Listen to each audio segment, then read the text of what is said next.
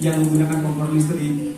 Nah ini kita harus dikasih ini juga, atau alat lain yang lebih canggih dari yang pernah dia temui. Nah, bagaimana caranya? Jika kita memang belum bisa membeli, minimal kita bisa melihat dari YouTube misalnya, belajar dari Google misalnya seperti itu. Atau lebih bagus lagi kursus. Ya mungkin kalau beli HP yang bagus-bagus bisa. Kenapa untuk kursus yang beberapa mungkin satu dua itu nggak bisa? Rasanya sangat memungkinkan. Kalau memang nggak ada biayanya, ya bisa gratis di BLK. Ya. Di Lubuk Linggau ini kebetulan ada 2 BLK-nya. Jadi yang satu yang di Waterpark itu BLK milik kementerian, sedangkan yang milik pemerintah kota itu di depan Extenda. Jadi di kantor kita itu di belakangnya ada BLK juga. Sudah enak di Lubuk Linggau ini, ya. Tinggal nanti koordinasi aja ke kita. Selagi anak ini memang tidak menyalahi aturan, minimal kan 18 tahun ya. Nama ada bedanya nih, Bapak Ibu. Kalau BLK yang di kementerian itu boleh KTP-nya luar Lubuk Linggau. Kalau bahasa kita nggak bisa memang. Karena kan kita PBB. Itu. Kalau memang kejuruan yang dituju tidak ada, ya silakan cari kursus yang yang berkaitan dengan bidangnya. Ya. Next. Nah ini saya iseng kemarin buka PPT di BPS ya. Itu saya kaget ngelihat 3 tahun terakhir itu TPT-nya didominasi SMK, itu sama kejuruan kecil lah ya. Ya, tahun 2021 itu SMA kejuruannya ada 11%, diikuti oleh yang SMA umumnya 9%. Nah, bisa di zoom nggak?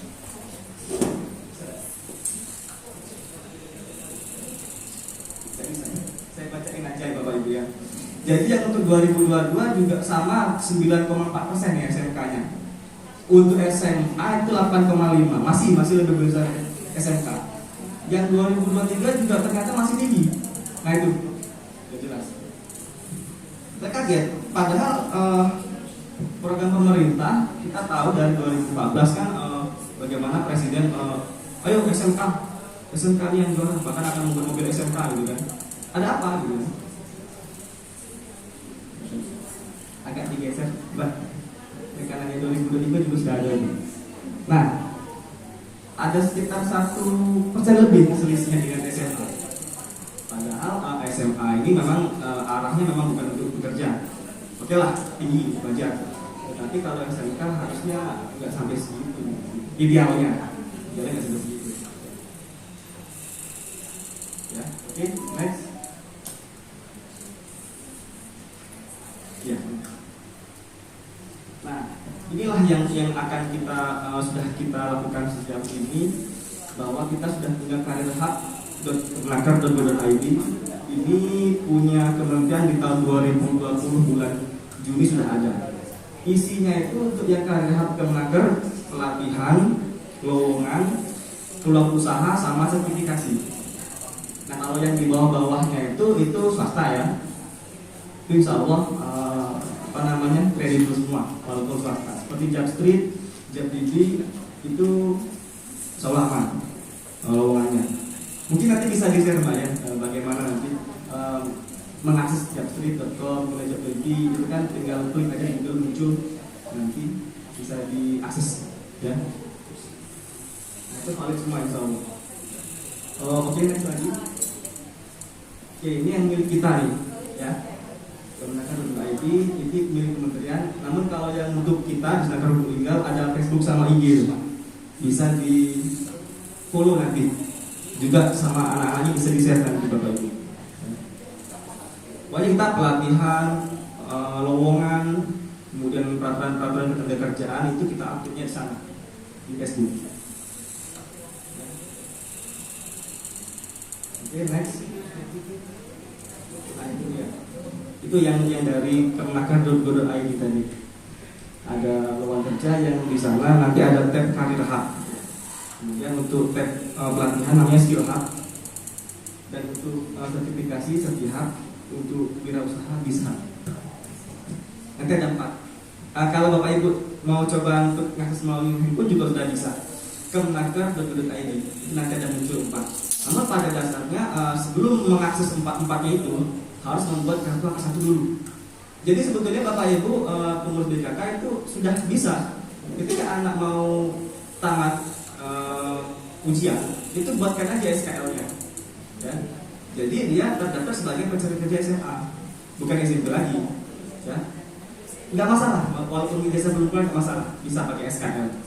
Nah, ketika sudah mempunyai kesatu itu semua peruntukannya terbuka, bisa semua diakses. Ya. Kalau memang nanti bingung, bisa nanti, saya pernah nulis juga di sana, bisa dicatat aja nomor kontak dinas kita 0857 sudah 0901 6994. Nah, itu nomor kontak dinas kita. Kalau seandainya saya kebingungan, bisa ditanyakan di situ. Nanti kita arahkan, ada admin yang mengarahkan. Oke, Mbak, next lagi. Nah, mungkin praktisnya sudah tadi ya, bisa mulai sebut juga. Nah, untuk yang KTP-nya Lubulingga, Bapak Ibu, kita AK1 ini bisa langsung kami kirimkan jika sudah selesai penginputan datanya. Kalau yang bukan Lubulingga, kita arahkan ke Disnaker sesuai KTP-nya. Insya Allah kita punya lengkap kontak-kontak Disnaker di seluruh Indonesia. Ya, jadi kita, apalagi kalau cuma sekitar 3 di sini, ada semua sudah. Misalkan ada yang dari Rejang-Lebong, ya di sini juga banyak kali ya, dari Rejang-Lebong, kemudian ada yang dari Cirawas kali ya, itu ada kontaknya. Yang penting kuncinya di karir hub tadi. Kalau sudah selesai, nanti bisa dikirimkan PDF-nya melalui WA. Seperti itu. Nah, inilah setelah kita kaji, ternyata memang revolusi dunia kerja itu sangat cepat sekali, terutama ketika COVID-19 ya, di mana semuanya mengharuskan serba online, mengirimkan pekerjaan melalui email, kemudian bahkan kita pun saat ini dituntut bagaimana social distancing. Itulah mengapa kita bisa melayani AK1 atau melayani ketenaga kerjaan tanpa harus ke kantor saat ini. Salah satunya karena ada revolusi 4.0, ya. Nah, kuncinya seperti ini Bapak Ibu. Kalau memang kita ingin memberikan konseling pekerjaan kepada siswa-siswi kita, yang pertama arahkan dia untuk menemukan passionnya. Karena kalau melakukan pekerjaan apapun kita sesuai passion, insya Allah dia tidak menemukan stuck. Dia akan stabil biasanya. Sama seperti Bapak Ibu yang memang berjiwa mengajar, itu mungkin tidak ada bosannya dalam masuk kerja, pulang kerja, jaga seperti ya memang inilah hidupku kayak gitu. Tapi kalau Bapak Ibu yang memang tidak berjiwa mengajar, mungkin agak gimana ya, ujung-ujungnya mau keluar juga dari pekerjaan. Mungkin yang PNS juga akan disebar ke tempat lain kayak gitu. Kemudian yang selanjutnya kembangkan jaringan. Ini kalau bahasa kasarnya orang dalam ya. Memang kadang-kadang orang dalam ini sangat menentukan sekali. Bisa orang dalam itu keluarga kita, teman kita, teman-teman profesi kita, teman-teman organisasi kita selama sekolah mungkin, atau teman sekolah kita. Tidak menutup kemungkinan ini. Terkadang rezeki itu atau pekerjaan itu datang dari teman-teman kita. Nah, jadi kembangkan jaringan. Ya. Ini terkadang di perusahaan juga digunakan Bapak Ibu. Kenapa? Kami pernah bertemu perusahaan bahwa Bu, gimana sih Bu? Katanya perusahaan ini kuat orang dalamnya gitu. Lowongannya terkadang nggak terlalu dibuka luas, lebar-lebar seperti itu. Kami gini Pak, kalau mencari orang yang pintar itu mudah Pak. Tapi kami itu tidak hanya pintar Pak, tapi juga dia memikirkan orang lain, ya kerjasama, ya. Kita pernah mencari yang memang betul-betul pintar, tapi dia karena merasa pintar, dia sejam terakhir aja mau tutup, baru dia mau datang. Karena dia merasa mampu dalam waktu setengah jam diselesaikan. Tetapi yang teman-temannya ini, dia nunggu pekerjaannya sebetulnya. Karena setelah pekerjaan dia ada yang tahap selanjutnya. Akibatnya apa Pak? Produktivitas kami nggak sampai Pak. Nah, kalau orang yang kita pekerjakan ini ada mamangnya, ada kakaknya, itu biasanya dia malu Pak kalau mau mas-masan. Nah, kita nggak bisa malu juga kayak gitu kan. Ya, memang secara secara aturan undang-undang, memang kalau untuk yang swasta perusahaan memang tidak ada larangan untuk memprioritaskan segala macam ya, seperti ada koneksi memang nggak bisa kita larang. Kalau untuk kewajiban perusahaan itu melaporkan lowongan, ya. Ketika dia sudah melaporkan lowongan ke kita, itu sudah enggak salah lagi.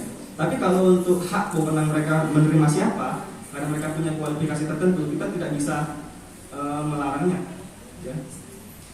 Ya memang hak mereka seperti itu. Mereka ingin mempertahankan produktivitas mereka atau mungkin meningkatkan malahan dengan alasan seperti itu, memprioritaskan atau menemukan orang yang ada jaringannya ke dalam. Kemudian yang ketiga, adalah kemampuan berpikir kreatif dan keterampilan digital. Mungkin ada yang mau buka usaha, dia harus bisa online juga sekarang pemasarannya, tidak cukup hanya offline. Yang mau kerja ke dalam hubungan kerja atau pekerjaan formal juga sama. Dia juga sudah harus bisa membuat lamaran online seperti apa, membuat PDF, ya, membuat PDF dalam satu file ada beberapa berkas seperti lamaran, KTP, KK, itu kan perlu keterampilan digital. Nah, ini harus kita ajari Bapak Ibu. Mungkin ada anak-anak kita yang belum paham cam scanner ya. Cam scanner ini sangat bermanfaat sekali. Itu coba diperkenalkan Bapak Ibu ke anak kita yang kelas 3 terutama. Nanti setelah ini kan ada lamaran ya kalau nggak salah ya. Nah, lamaran itu sekarang tidak hanya dibuat offline. Setelah dibikin secara offline, itu juga harus di-scan ya. Nah, itu coba diperkenalkan cam scanner pada anak-anak kita yang kelas 12 Bapak Ibu ya. Kemudian kembangkan pengalaman dan kemampuan untuk menghasilkan uang secara mandiri atau berwirausaha. Nah, ini sampingan aja maksudnya. Jadi mungkin kalau di pekerjaan itu ada ya yang tidak terpenuhi, bisa juga menghasilkan uang secara mandiri. Ya mungkin bagi Bapak Ibu yang sudah ngajar di sini kan bisa juga buka YouTube. Artinya kepada anak-anak didiknya tidak hanya cukup untuk pekerjaan satu aja, bisa juga membuat usaha-usaha. Kita tidak tahu bahwa seperti COVID contohnya. Ketika ada PHK global, kita hanya menggunakan satu periuk bahasanya seperti itu. Kita tidak punya pekerjaan lain. Tiba-tiba perusahaan merger, tiba-tiba perusahaan tutup, itu bagaimana kalau kita hanya satu? Ya, dunia sangat cepat sekali berubah. Apalagi ada isu-isunya tahun 2025 bakal ada wabah lagi itu. Kalau kita baca berita kan, ada wabah lagi. Tidak menutup kemungkinan 2019-2020 kejadian lagi. Nah, kemudian selanjutnya daftarkan diri Anda sebagai pencari kerja. Jelasin tadi ya, karena di sana sudah kita jelaskan ada pelatihan, ada lowongan, banyak sekali akses-akses yang penting di sana. Kemudian miliki dan jelajahi sosmed. Nah, ini rahasia ini rahasia dari orang-orang HRD. Terkadang orang HRD itu menerima calon kandidat karyawan itu dia mencari sosmednya, atau mungkin di sininya di lamarnya sudah ditulis kan apa Facebooknya, apa IG-nya. Dia akan scroll nanti. Orang ini bermasalah nggak? Ini rahasia dari HRD. Kalau dia mungkin pernah berantem kemudian dia buat status, atau dia apalah yang pernah bermasalah, tidak menutup kemungkinan ketika diterima di perusahaan mereka juga akan mengopos ketika ada masalah. Akhirnya ada rahasia perusahaan yang terbongkar. Nah, ini HRD nggak mau. Jadi tolong untuk sampaikan kepada anak-anaknya untuk memiliki sosmed yang memiliki reputasi yang baik. Selanjutnya yang terakhir, kuasai lowongan kerja online. Ini juga penting. Ini pernah kejadian di tempat kami, bukan pernah, beberapa sering sih. Sudah dikirim semua data dirinya, nicknya, kemudian ya semuanya dikirimkan. Ternyata lowongannya itu tidak pernah ada, orangnya tidak tahu di mana. Itu kejadian. Dan ini yang kita takutkan sekali, tiba-tiba suka rekeningnya berkurang. Ya, ini terjadi. Kemudian juga ada yang diminta sejumlah uang, padahal belum tentu diterima, udah diminta uang, begitu. Ada lagi pernah, apalagi lowongan kerja luar negeri ya, ini sangat rentan sekali. Tahun 2021 atau 2020, itu kan pemerintah kita sedang menutup keran untuk pekerjaan luar negeri. Ada orang kita legal, itu ditawari kerja di Dubai sudah membayar uang 3 juta. Datang ke kantor kita bahwa orangnya itu ngomong nanti terus sudah transfer padahal. Ketika kita coba untuk menghubungi nomor tersebut, tiba-tiba nggak aktif lagi dan diblokir nomor tersebut, dan itu diblokir. Penipuan kan, begitu. Nah, kalau memang ada ketemu lowongan kerja yang ragu, coba ditanyakan aja ke kita. Nanti kita verifikasi pada orangnya. Kita cek. Next Mbak. Nah ini tips jika nanti anak-anak Bapak Ibu, bagaimana sih kalau udah diterima, jangan sampai nanti mundur lagi, mencari lagi. Karena terkadang kalau orang yang suka keluar masuk perusahaan, itu ketika akan melamar pekerjaan lagi, ini HRD perusahaan akan mencoba untuk mencari kenapa sih anak ini keluar masuk, apakah banyak masalah, apa di pekerjaannya ini nggak bisa dipercaya orangnya. Nah tipsnya seperti ini, ya. Minimal milikilah 5 tahun. 5 tahun itu masih mending. Ya. Oke, yang pertama menerima status sebagai pemula. Namanya orang pemula terkadang masih banyak harus belajarnya. Kemudian sama yang lama-lama sering-sering bertanya apa yang bisa saya bantu, mungkin apa yang bisa saya kerjakan, bagaimana caranya. Kemudian selanjutnya menjaga hubungan dengan bos Anda. Jelas kalau ini ya. Kemudian memberikan sikap positif, mau belajar. Oke, membangun etos kerja.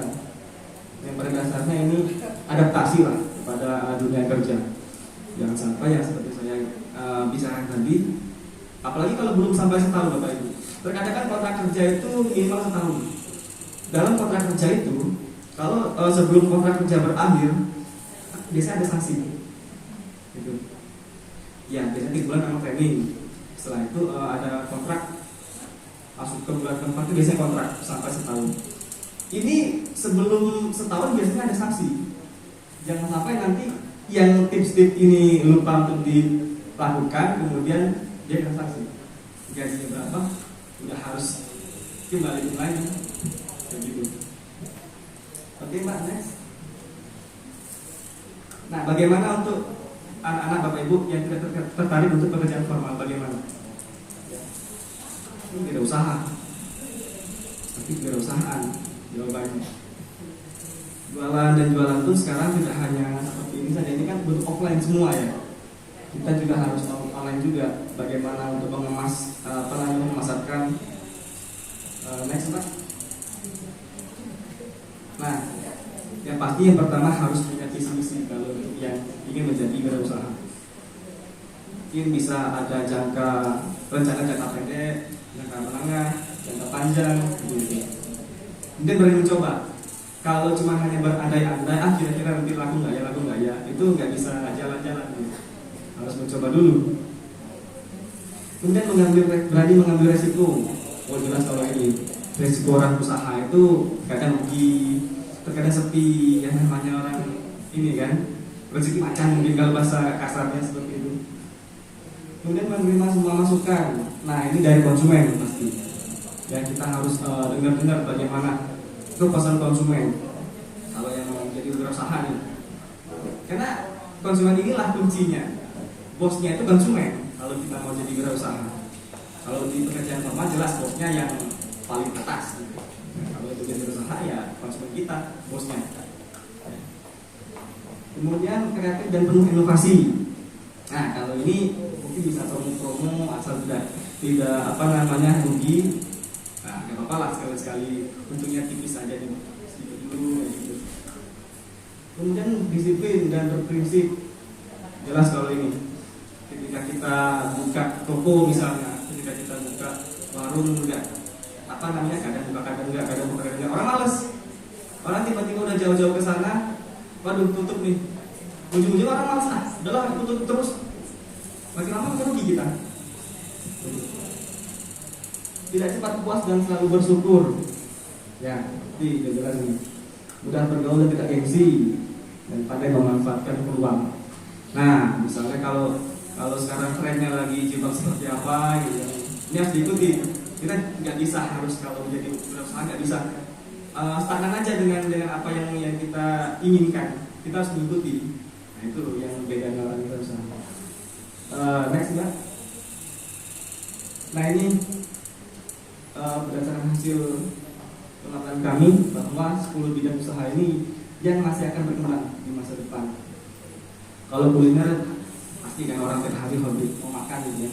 Online apalagi pariwisata, tanaman buahan, pendidikan, jika ada yang mau buka kursus, buka les, ya Bapak Ibu. peternakan, apalagi peternakan ayam ini. Ini selalu tiap minggu orang pasti cari ayam. Kemudian bisnis industri kreatif, ya seperti tadi kerajinan tangan, mungkin properti. Nah, kalau ini perumahan, lahan, siapa sih yang nggak cari? Sampai hari ini pun di ujung Lubulingga ini sudah perumahan semua. Di ujung-ujungnya yang dulunya kosong sekarang udah jadi perumahan semua. Kemudian fashion, kalau tentu, apalagi fashion ini modelnya terus berkembang. Kemudian otomotif, ya, otomotif ini mungkin bisa jual beli otomotif bekas gitu. Next, Mbak. Nah, ini soft skill yang harus dimiliki pekerja. Ini nggak harus yang wirausaha aja. Yang pekerja formal juga harus tetap memiliki ini. Yang pertama tentu komunikasi, karena kita berhubungan dengan orang harus memiliki komunikasi yang baik. Jangan sampai tidak sesuai dengan norma yang ada di tempat kita tersebut. Kemudian mampu bekerja sama. Nah, bekerja sama ini yang kita terkadang anak-anak Bapak Ibu tidak harus pintar aja. Dia juga harus, bukan berarti nyontek ya bekerja sama ini. Kalau pekerjaannya itu memang bisa diselesaikan sendiri, oke, tidak masalah. Tapi kadang-kadang pekerjaan itu di sebuah proses, sebuah prosedur yang harus melibatkan orang banyak. Kasihan teman-temannya kalau dia hanya memiliki diri sendiri. Kemudian mampu beradaptasi, ini jelas yang awal tadi ya, problem solving atau cara menyelesaikan masalah. Manajemen waktu, mungkin manajemen pekerjaan, kemudian jaringan. Nah, ini mungkin bisa kita tetap harus punya ya. Katakanlah dia udah bekerja lah, tidak masalah. Tapi networking ini tetap harus punya. Contoh, dia melakukan pekerjaan akuntansi di tempat dia. Kebetulan dia sendiri yang paham akuntansi. Di kantor dia tidak ada yang paham lebih dari dia. Ketika dia menemukan masalah, dia kan harus bertanya tuh kepada siapa? Kepada networkingnya tadi. Jika ada temannya yang akuntansi juga di kantor lain, bagaimana? Ini harus pelajari. Kemudian leadership atau kepemimpinan, positif dan percaya diri, mampu bekerja dalam tekanan. Nah, ini yang mampu bekerja dalam tekanan ini yang masih sulit ditemui di anak-anak kita. Terkadang ketika ada lowongan yang pemasaran seperti itu, males lah. Padahal ini kalau kita memang berjiwa mampu bekerja dalam tekanan, kemudian kita juga memang berjiwa mampu memasarkan barang, gajinya ini bisa lebih dari orang yang di kantor, yang hanya standby aja di kantor. Itu pasti melebihi dari di kantor. Kemudian etika, ini jelas di mana-mana tetap ya, etika nomor 1. Next, Mbak. Oke, mutiara dari Mario Teguh yang mungkin masih kita kenal. Jangan pernah mengatakan bahwa Anda tidak mau jadi apa-apa, karena itu sama dengan orang yang tidak berguna. Dan hanya orang itu dihormati sesuai dengan apa yang dikerjakannya. Artinya bekerjalah, karena bekerja itu adalah harga diri kita. Ya. Next, Pak. Nah, masa depan adalah mereka yang menyiapkan hari ini. Jadi Bapak Ibu bisa memberikan nasihatnya kepada anak-anaknya bahwa apa yang kita dapatkan hari ini pada dasarnya adalah persiapan untuk menyiapkan masa depan mereka. Ya. Next, Mbak. Ya, terima kasih dan sukses. Mungkin sampai sini saja ya materinya dari saya. Nanti ada sesi tanya jawab nggak? Boleh. Oke. Terima kasih atas perhatiannya. Saya tutup. Assalamualaikum warahmatullahi wabarakatuh.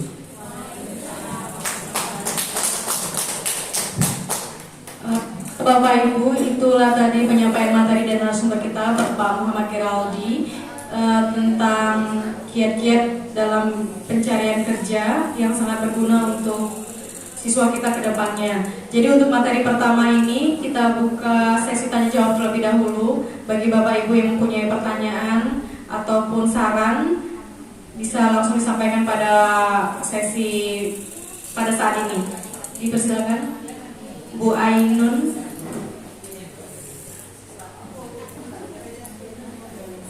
Oke, terima kasih. Assalamualaikum warahmatullahi wabarakatuh.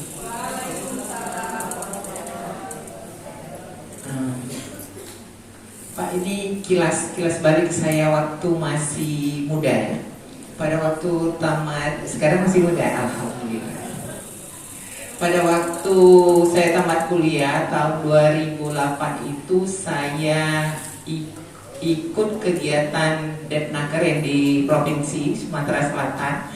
Itu ada kerjasama antara pengangguran, jadi ada join sama Depnaker. Jadi kami dilatih, dididik. Jadi selama 7 bulan kami dapat gaji waktu itu cukup lumayan besar, 600.000. 2018 sudah PNS, 2000 saya PNS, 2000 salah. Saya kan 2000 berarti turun 2 tahun dapat 98. Iya, rasa muda. Tahun 98. Jadi pada waktu itu kami dikontrak Depnaker selama 7 bulan dan digaji per bulannya 600.000. Kemudian karena kami mempunyai skill semua yang mengajukan ke Depnaker itu yang dipilih, kami dilatih selama 1 bulan, kemudian mengajukan proposal usaha masing-masing. Kebetulan saya bidangnya busana dan dapat bantuan pada waktu itu sekitar 2 juta dengan pantauan selama 4 bulan hasil kerja usaha. Nah, untuk sekarang ini kan kebanyakan kalau saya dengar kan anak-anak dikasih kerja di tempat orang yang mengajukan pekerjaan, bukan usaha. Apakah ada program di Depnaker itu seperti yang saya laluin dulu? Misalnya ada pelatihan anak, kemudian diberi bantuan, dipantau sampai usahanya berhasil. Itu saja Pak. Nah, kemudian ada pertanyaan kedua Pak. Kan ini kebanyakan anak sekolah itu kan anak tamatan SMA. Kalau misalnya tamatan SD sudah masa kerja itu ada nggak Pak lowongan kerjanya? Terima kasih Pak. Silakan Bapak Ibu untuk pertanyaan selanjutnya.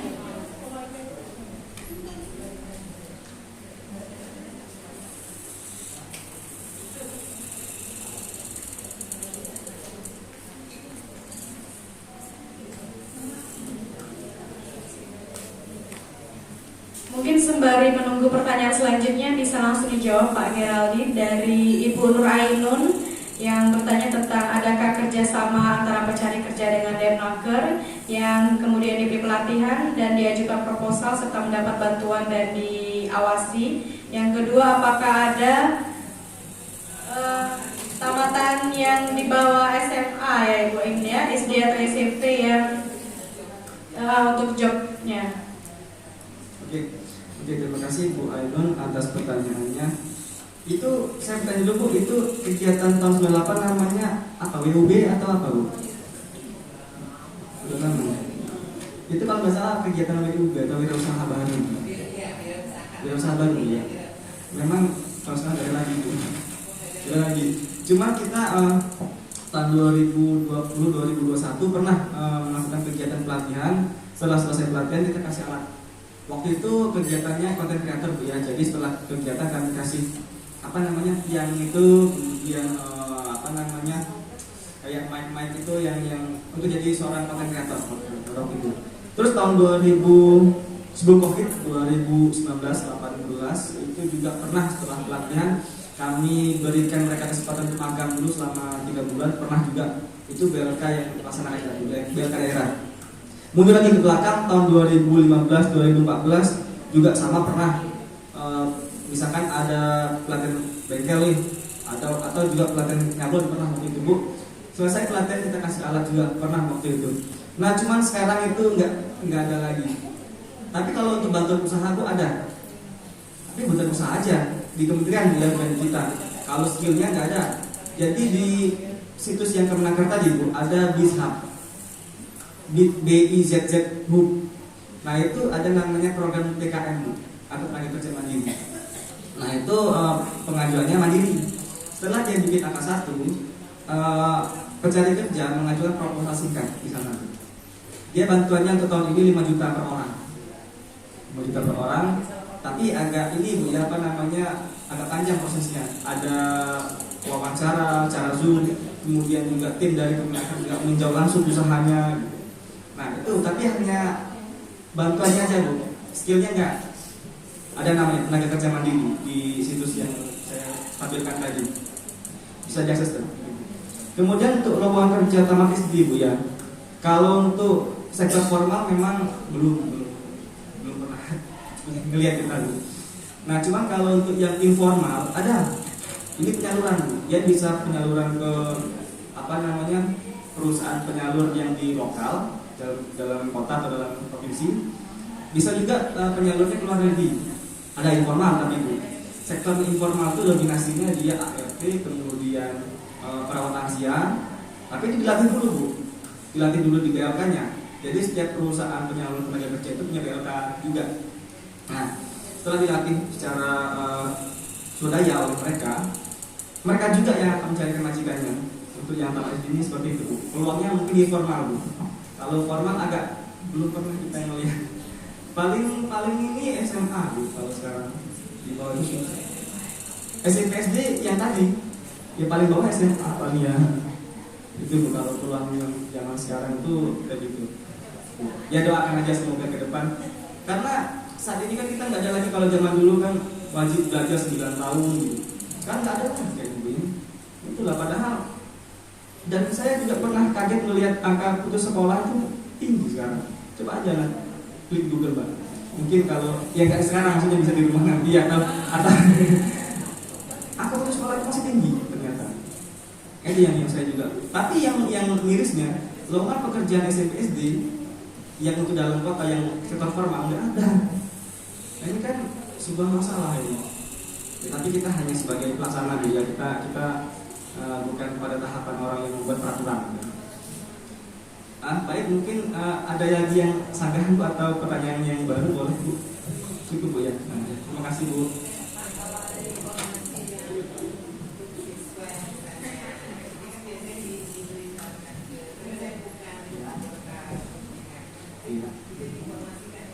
Baik, sebetulnya kalau diinformasikan kita pasti Bu di media sosial kita. Ya memang apa namanya, pantau-pantau aja untuk yang Bapak Ibu PKK itu di follow Facebook sama IG kita. Kalau yang IG di Senaker Lubu Liga, kalau yang Facebook Dinas Ketenagakerjaan Kota Lubu Liga, itu di follow aja. Kita selalu update di situ Bu. Gitu. Kalau kacamata kan kalau memang pernah saya lihat itu kayak ada pelatihan tentang janis, ada pelatihan tentang janis pada bulan gue nih Pak. Ingatan itu Pak, masalah ada kemarin tanggal 14 Agustus ya, bulan Agustus lah kiranya. Itu saya lihat ada pengumuman tentang pelatihan menjahit. Itu kalau kita ingin mengetahui ada pengumuman pelatihan itu, apa dia melalui kecamatan, apa melalui media sosial itu Pak ya? Itu yang saya ingin tanyakan Pak. Iya, karena pas saya lihat kok sudah ada pengumumannya ya, kapan ininya, kapan penerimaannya, hanya langsung ada pengumuman pengumuman pelatihan gitu aja. Terus saya mau tanya, di mana mau lihat pengrekrutannya itu? Terima kasih Pak.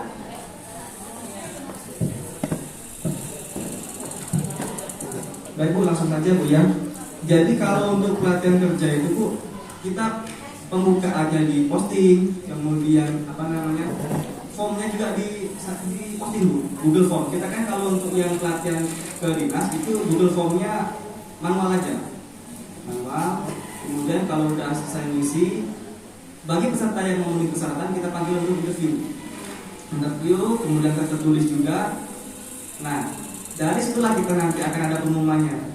Nah itu tuh mungkin nggak ngeliat yang itunya memang jarak dari antara buka pelatihan ke pengumuman kan agak jauh Bu, karena kita juga mau sosialisasi dulu, kemudian yang lain nanti kita interview dulu, kita rankingin dulu 16 besar. Setelah kita rankingin baru kita umumin. Jadi jaraknya mungkin sekitar sebulanan. Mungkin kalau sekarang sudah agak jauh itu. Kami mau kalau ada pemberitahuan kan kita bisa menyampaikan kepada alumni. Oke. Ya, kalau gitu gini aja Bu, nanti kalau ada pelatihan lagi, kita juga akan share di grup BKK. Mungkin Ibu Mulyana itu kan, Ibu Mulyani juga termasuk anggota di situ, nanti bisa di share juga. Kalau nggak salah juga kemarin ada Ibu siapa lagi satu itu, Ibu Lucia. Ibu Lucia, Ibu Lucia ya, Ibu Lucia. Oh, ketua. Oh, gitu. Berarti tinggal Bu Mulyani berarti ya. Oke. Oke, nanti saya juga share di sana. Nanti biar Bu Mulyani bisa berkalungnya. Ya, karena kalau anak sudah melakukan masa pelatihan itu sangat berguna sekali untuk anak melanjutkan dia mengulang pekerjaan di tempat lain. Tentu Bu. Karena itu udah dilihat sama perusahaan, oh mampu nih mengerjakan pekerjaan ini. Tuh. Karena kita memang agak lama Bu pelatihannya. Insya Allah dapat Bu, insya Allah dapatnya ilmunya. Dan insya Allah kalau untuk kerja udah siap. Nah, cuman kalau masalah etika dan di luar dari akademis, dia mungkin dari sekolah yang lebih. Karena kan bertahun-tahun di sekolah. Nah, mungkin etika pekerjaan. Karena etika pekerjaan itu berbeda dengan etika sehari-hari. Nah, mungkin dari sekolah. Kalau skill, insya Allah kita. Skill. Nah, itu dia Bu. Mungkin ada pertanyaan yang lain, boleh Bu? Kalau masih ada waktunya. Oke. Baik, terima kasih. Ada lagi pertanyaan yang lain, boleh Bapak Ibu? Silakan Bapak Ibu jika ada pertanyaan yang lain sebelum kita lanjut ke materi kedua.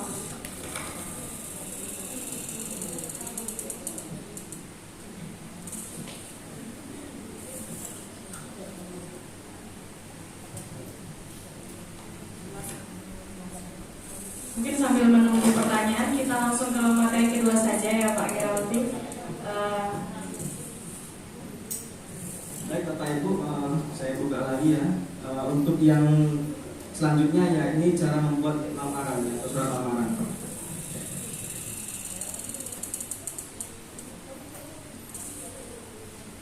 Nah, ini juga penting untuk disampaikan kepada calon alumni kita.